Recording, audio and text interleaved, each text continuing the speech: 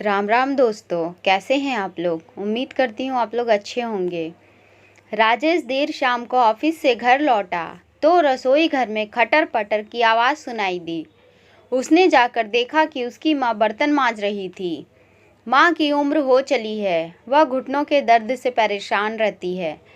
जनवरी का महीना था। मौसम बहुत ही ठंडा था। वातावरण में काफ़ी ठंड थी।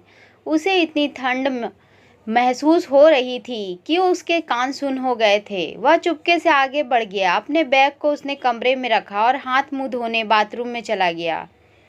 उसने गीज़र ऑन किया, फिर बेडरूम का जायज़ा लिया। उसकी पत्नी रितु रजाई में बैठी टीवी देख रही थी। रितु बहुत सुंदर पर एक नंबर की नकचड़ी और बेहद तेज़ जुबान की है। उसे देखते ही रितु चहक उठी। अरे आज तो आपने काफ़ी देर कर दी। उसने प्रश्नवाचक निगाहों से उसे देखा और कपड़े बदलने लगा। रितु ने पीछे से आकर उसके गले में बाहें डाल दी। पता है मैं कितनी देर से आपका इंतज़ार कर रही थी। उसने पूछा, क्यों, यह भी कोई बात है। रितु शर्माते हुए बोली, चलो चाय तो पिलाओ, बहुत ठंड है। अरे काम वाली 15 दिन की छुट्टी मांगकर गांव चली गई है। उसके देवर की शादी है। मुझसे तो यह काम धाम नहीं होगा। आपको ही कुछ इंतज़ाम करना पड़ेगा। माँ कहाँ है? राजेश ने गंभीर स्वर में पूछा। पता नहीं, रितु ने कंधे उचकाए। मुझसे उनकी ज़्यादा बातचीत होती कहाँ है। मेरे बस का नहीं है उनकी फालतू बातें सुनना। राजेश सच में टूट गया। चलो यह तो बहू है, पर माँ का बेटा भी तो उसका कहाँ हो पाया। पिताजी को गुजरे 20 साल हो गए हैं। माँ हमेशा से चुपचाप सारे दुखों को खुद में समेटकर खामोशी से जी रही है। 10 साल का था जब पिताजी की मृत्यु हुई थी, पर माँ ने उसे कभी भी किसी चीज़ की कमी महसूस नहीं होने दी। 30 बीघा जमीन की खेती अकेले संभाल ली थी। माँ ने इस बात को उसके चाचा और ताऊ जी भी कभी बर्दाश्त नहीं कर पाए थे कि एक औरत उनकी बराबरी कैसे कर सकती है, जिसकी जुबान भी कभी उनके सामने नहीं खुलती थी।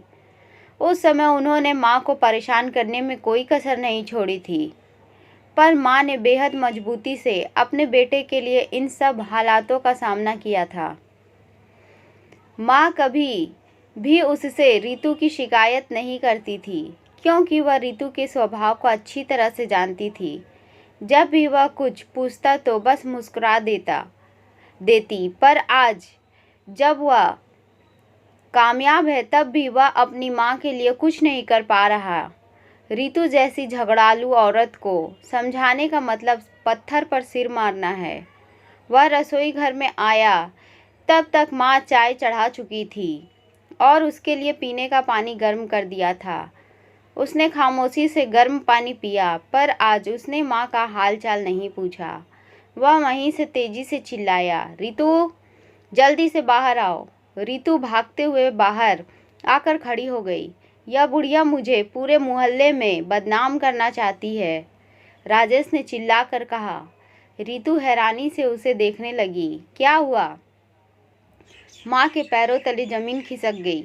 उनके हाथ कांपने लगे। अभी बाहर पड़ोस वाली काकी मिली थी, कह रही थी कि राजेश, तुमने तो अपनी माँ को नौकरानी बनाकर रख दिया है। अभी आज ही काम वाली गई और देखो पूरे मोहल्ले में चर्चा हो गई कि राजेश की माँ नौकरानी है। यह सुनकर रितु तुनक कर बोली, इसीलिए ही तो मैं तुम्हें कहती हूँ कि चलो अलग रहेंगे, पर तुम मेरी सुनते कहाँ हो। माँ की आंखों से आंसू गिरने लगे। उन्होंने कोई सफाई नहीं दी, बस चुपचाप भारी मन से और कदमों से अपने कमरे में चली गई।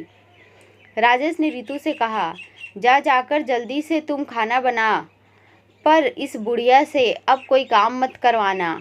रितु ने मन मार कर जैसे तैसे सब्जी रोटी बनाई, फिर अपना और राजेश का खाना कमरे में लेकर आ गई। राजेश ने रितु से पूछा, माँ को दिया तुमने? वह बोली, बनाकर रख दिया है, अपने आप ले लेंगी। तुम इतनी चिंता मत करो, अब तो बस अलग रहने का विचार करो। रितु, तुम्हारा दिमाग खराब है क्या? इतनी ज़मीन जायदाद घर सब कुछ है, सब कुछ माँ के नाम पर है। तुमने अगर यहाँ से अलग होने की बात की तो हमारे हाथ से सब कुछ निकल जाएगा। रितु लापरवाह स्वर में बोली। पर वह तुमसे बेहद प्यार करती हैं। वह ऐसा कुछ नहीं करेंगी। रितु, तुम बेवकूफ़ हो। सारे रिश्तेदार इसी ताक में रहते हैं कि कब हम माँ से अलग हों और कब वह लोग माँ से हमदर्दी जताकर सब अपने कब्ज़े में कर लें। इसीलिए तुम कम से कम माँ के साथ अपने मतलब के लिए ही सही ढंग से रहने का ढोंग कर सकती हो।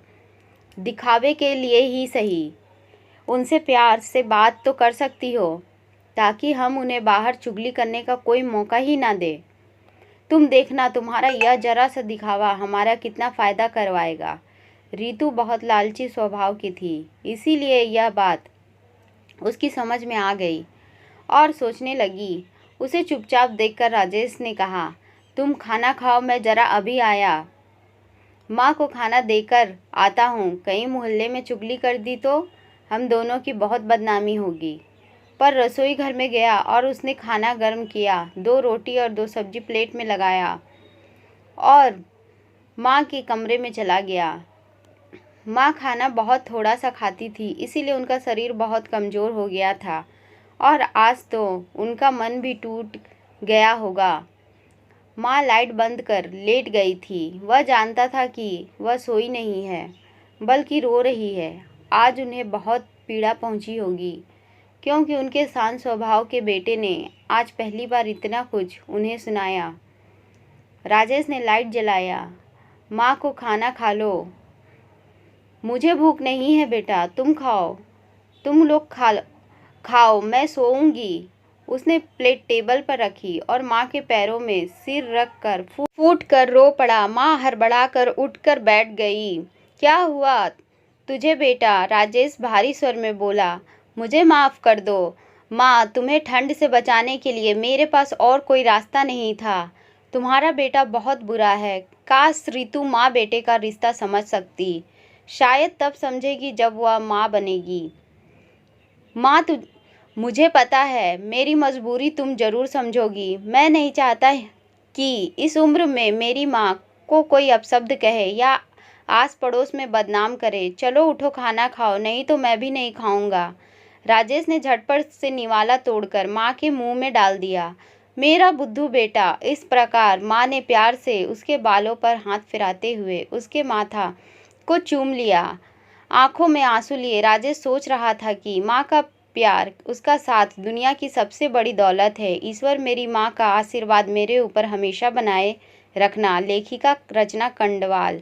दोस्तों, कहानी पसंद आई हो तो वीडियो को लाइक और चैनल को ज़रूर सब्सक्राइब करें और शेयर करना ना भूलें। बहुत बहुत धन्यवाद।